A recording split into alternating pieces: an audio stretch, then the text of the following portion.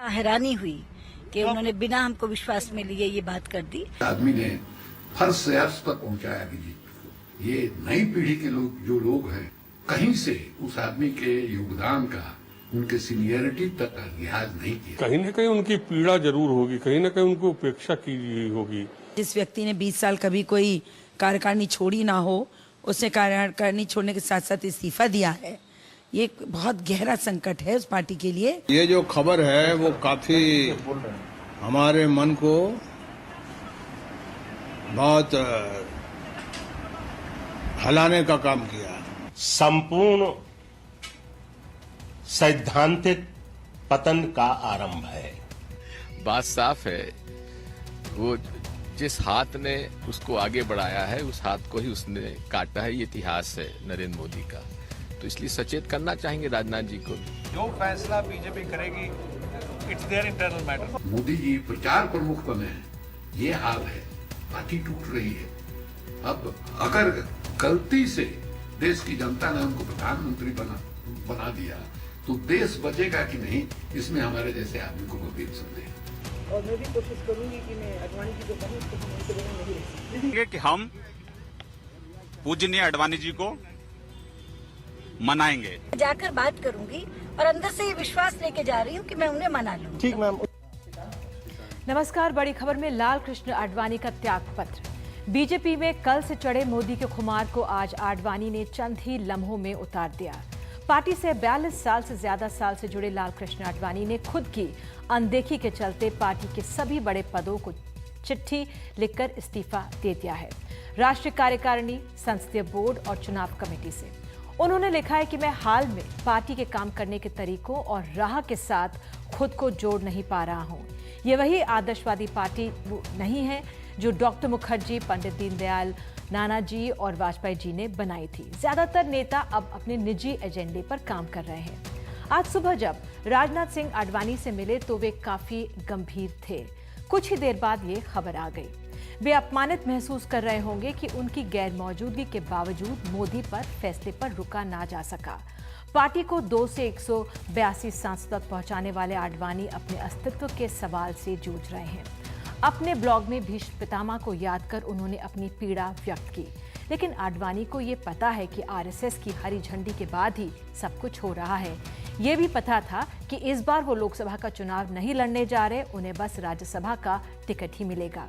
कांग्रेस का कहना है बीजेपी का विघटन शुरू हो गया है। जेडीयू का कहना है कि ऐसे हालात में हमारा भी एनडीए में रहना मुश्किल हो जाएगा। तो सवाल हमारे सामने कुछ हैं। बीजेपी को क्या आडवाणी की अब कोई जरूरत नहीं रह गई थी? क्या आडवाणी को बीजेपी कार्यकर्ता की सुन इस्तीफा नहीं देना चाहिए था? क्या एनडीए मजबूत अब बन पाएगा? ये बीजेपी के संगठन का संकट है या विचारधारा का? क्या बीजेपी की कलह से कांग्रेस को फायदा होगा? और अब आखिर में सवाल, क्या अब नरेंद्र मोदी आगे आकर आडवाणी को मनाएंगे?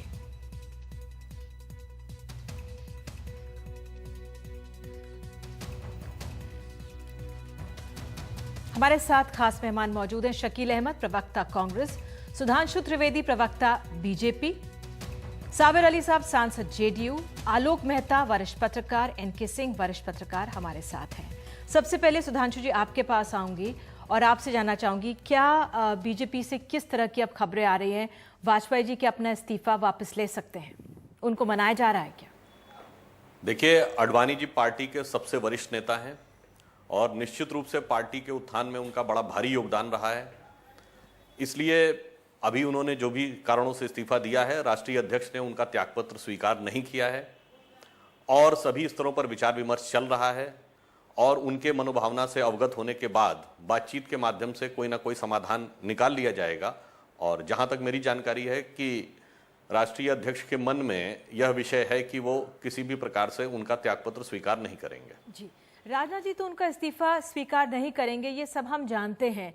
लेकिन जिस तरह से खबरें आई थी, सुषमा स्वराज उनसे मिलने पहुंची हैं, जो एक तरह से खेमेबंदी पर 3-4 दिनों से चर्चा हो रही थी। आडवाणी जी के खेमे से जो उनसे थोड़ा करीबी रखते हैं वो लोग नेता पहुंच रहे, लेकिन उनको मनाने का की कुछ प्रक्रिया चल रही है या नहीं, या फिलहाल अभी देखा जा रहा है, सिर्फ स्थिति को ऑब्जर्व किया जा रहा है? देखिए, ये पार्टी के लिए एक गंभीर चुनौती है, क्योंकि हमारे सबसे वरिष्ठ नेता का यदि मन किसी भी कारण से आहत है तो जितने भी पार्टी के वरिष्ठ नेता हैं, अन्य सभी लोग आपस में मिलकर समन्वय स्थापित करके इस समस्या का कोई ना कोई समाधान निकालने में लगे हुए हैं। ठीक है, समाधान निकालने में लगे हुए हैं। ऐसे में जिस तरह से नरेंद्र मोदी को कल उठाया गया, उस सवाल पर मैं आगे आऊंगी सुधांशु, लेकिन क्या अपने बुजुर्ग नेता के लिए विदाई का रास्ता कुछ और राह हो सकती थी, कोई और तरीका हो सकता था क्या बीजेपी के लिए? क्या बीजेपी अब ये सोच रही है? देखिए, यहां पर किसी नेता की विदाई का कोई प्रश्न नहीं है। जब हमारी बैठक चल रही थी गोवा में, तो वहां भी निरंतर राष्ट्रीय अध्यक्ष संपर्क में थे अडवाणी जी से, और आज जब वो वापस दिल्ली आए तो चूंकि अडवाणी जी उस बैठक में उपस्थित नहीं रह पाए थे, इसलिए उस बैठक की सारी ब्रीफिंग देने के लिए वो अडवाणी जी के घर गए थे। तो इसका अर्थ कहीं से भी ये नहीं है कि उनको किसी प्रक्रिया से अलग करने का या अलग थलग करने का कोई प्रयास किया जा रहा है। जी, आपको कुछ जानकारी होगी, राजनाथ जी को क्या आभास हुआ जब आज वो मिले थे अडवाणी जी से?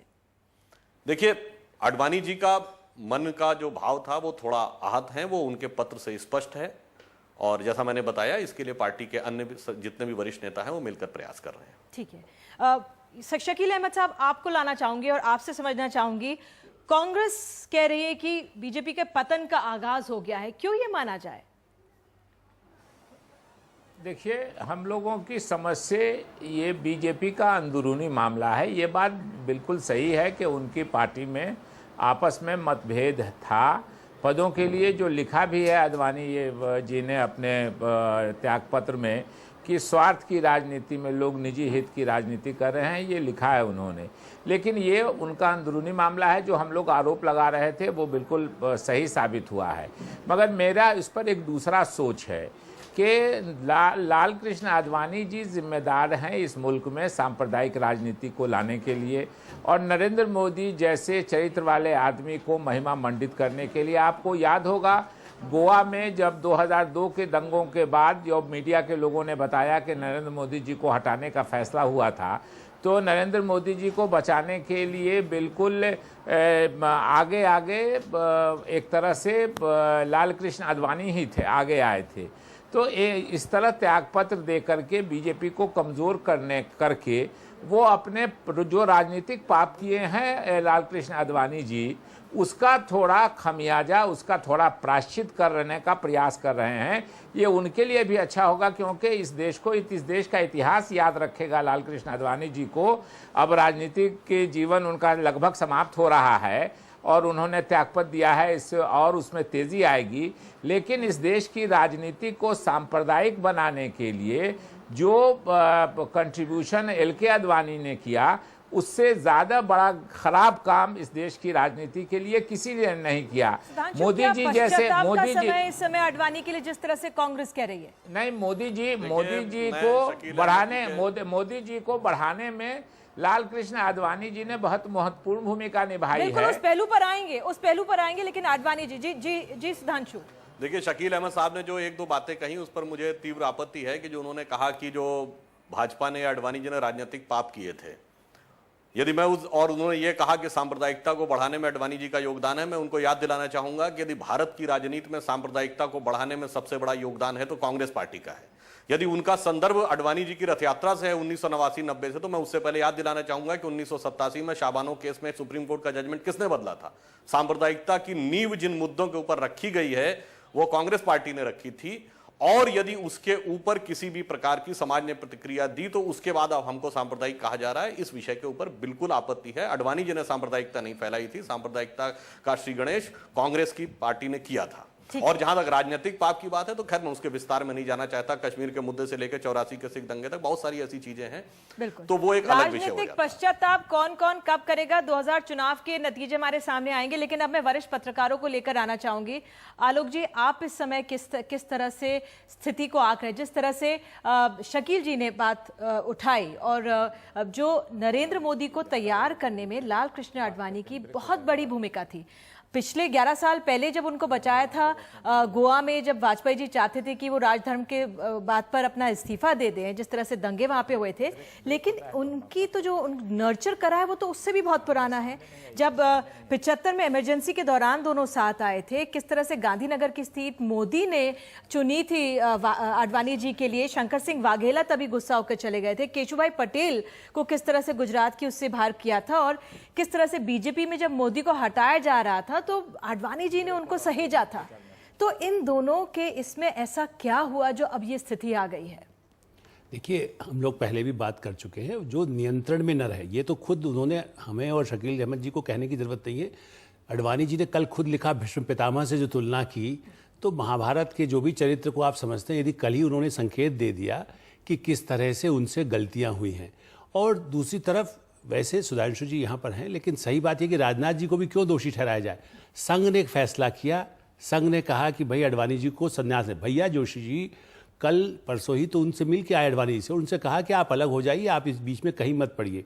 इससे पहले भी गडकरी जी को हटाने के समय से ये बात चल रही थी। तो यदि संघ ने फैसला किया, संघ की बात को ही, एक समय आप याद करें निधि जी, जब संघ का समर्थन आडवाणी जी को था तो अटल जी को कई बार तकलीफें होती थी जब वो प्रधानमंत्री भी रहे। अब संघ का समर्थन राजनाथ जी को है और नरेंद्र मोदी जी को है। नरेंद्र मोदी का फैसला संघ ने किया, राजनाथ जी तो हो सकता है कि वो फैसला आडवाणी जी को, उनका जो कद ऊंचा है तो हो सकता है वो रुक भी जाते, लेकिन संघ ने कहा नहीं, आप तुरंत अनाउंस करिए, यही इस बार नहीं, आर पार की लड़ाई संघ लड़ रहा है।